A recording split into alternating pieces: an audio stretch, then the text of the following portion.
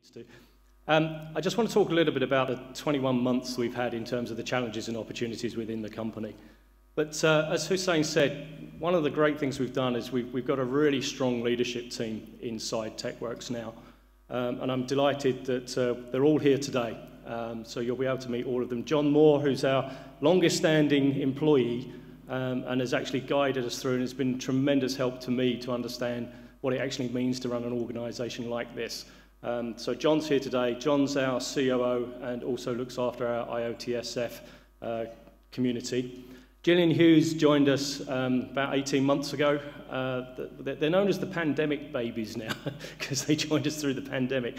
Gillian joined us and runs our NMI group, and Gillian's made a fantastic contribution to the company, has really relaunched NMI back to what it was in its former glory days, and I'm absolutely delighted to see that. Another pandemic baby is Steve. Steve Drew joined us just 3 months ago. And Steve looks after the design side of our business in terms of the semiconductor design, and Steve and his team will be talking about that a little bit later. We're making an announcement today. You got a little snippet of it earlier when Hussein mentioned it. Some of you may know that Paul Jarvie moved on to the DER after a long period with us running the Asian group in the automotive business. But I'm delighted that today we're announcing that Gunny Dajala from Warwick Manufacturing Group is joining the team, and effective the 1st of January, Gunny will be taking over from Paul to run the Asian Group. Gunny's here today, so you're allowed to talk to Gunny about Asian, and he no longer has to be incognito as a WMG employee. We've got permission from WMG to announce him today in that new position. And then finally, Stu. Stu's here from the UK ESF, and I think most of you know that UK ESF is our charity organisation, which is kind of a daughter organisation to Techworks, and Stu's the chief executive that runs that. So that's my strong leadership team.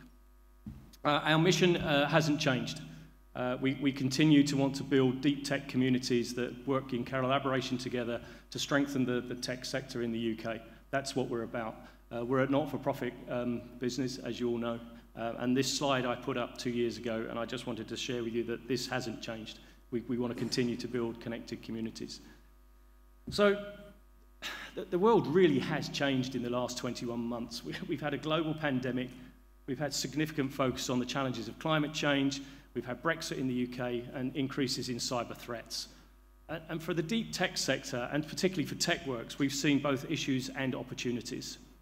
A demand for semiconductors increased, and the industry is now expected to be worth over $500 billion by the end of 2021. That's huge. That's a huge part of the business of which the UK can play a significant part in that industry. But on the other side of that, although the industry is huge, we're seeing shortages now, and there's a tremendous focus now that's been highlighted, particularly in the automotive industry, which is the one that's probably making the most noise. Because there's companies that are actually putting vehicle production on hold because they can't get the semiconductors that they need to build their components. It only needs one semiconductor in a vital component and the whole production line stops. And we've seen lots of that. And there's lots of effort going on between government and industry and inside industry to see how we can actually shore up this business, but also learn some lessons from it. And that's what Hussein was saying about sovereign capability. We need to do what we can to support the UK industry. We also know that the leisure and tourism industry was hit extremely hard, and that hit us really hard with our opportunity to host live conferences like this, events and seminars. I mean, a large part of our business is the networking model, which is bringing people together to have a discussion. And when we're all locked at home, we can't do that. It also hit our revenue pretty hard, as you can imagine, because with no events, it means we had no sponsorship, no ticket sales, no nothing. So we were really quite concerned about what the impact was going to be on our business. But there are some positives. Scientific discoveries have been accelerated. You know, there's been new technologies that have been developed as a result of the pandemic, and many of these have been developed by our member companies. We saw rapid collaboration to support human needs, including members for the ventilator challenge. We saw rapid vaccine development, the whole genome sequencing. All of this is underpinned by semiconductors, technology, software, algorithms, and hardware. And it's just amazing that what collaborative forces can do. I mean, we saw companies changing their production and collaborating to build PPE. We saw car manufacturers changing their plastic injection molding machines from injecting molding car parts to injecting PPE masks. That's something that's just unheard of in previous times. So we're really excited to see what can happen when there's a global challenge that we face and where collaboration really plays off, and this is exactly what we do. We've seen a massive acceleration of touchless technologies to avoid contamination and the spread of disease. That's something which has really started to come to the front, right the way through ordering your burgers on an online screen through to uses of technology in hospitals.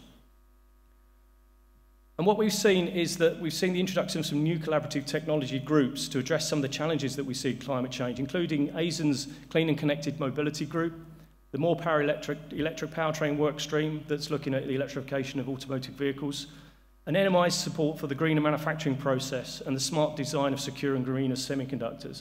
All of this is falling under the challenges that we face as a human race. But I said to you that we were significantly hit by the pandemic, and Hussein and I sat down and said, what are we going to do to stop Techworks from just imploding with no revenue? So we sat down and said, we need to go back to basics. We need to really look and understand where is our money coming from. What is it that we need to do to protect the revenue that we have, but also to ensure that our members are being protected and serviced during these difficult times. So we refocused our efforts back onto our existing networks, and we paused all significant activities on growth until 2022. We moved many of our work streams and seminars online, and we introduced Techworks TV as a medium to communicate out to our members and the wider community. And we focused on the opportunities to support the growth of the semiconductor industry in the UK. And we've appointed John Doherty as a board member to help really drive that semiconductor industry in the UK. And we've secured and leveraged a lot of our partnerships, and you're going to hear from some of those later today. So I just thought I'd leave you where we are today. So 2 years ago, I showed you this slide with just the bubbles in the middle, and I showed you a lot of different groups around the outside, which was our opportunities where we were going to grow. But as I said, we put that on hold until 2022 to really focus on what was important to our members today. So our communities haven't changed, but the strength of those communities had. They're all much, much stronger. They all have strong leaders in place now to support them, and they're embracing new things. So, for example, the NMI Semiconductor Systems Group is embracing artificial intelligence, which is one of the groups that we were going to spin out as a separate.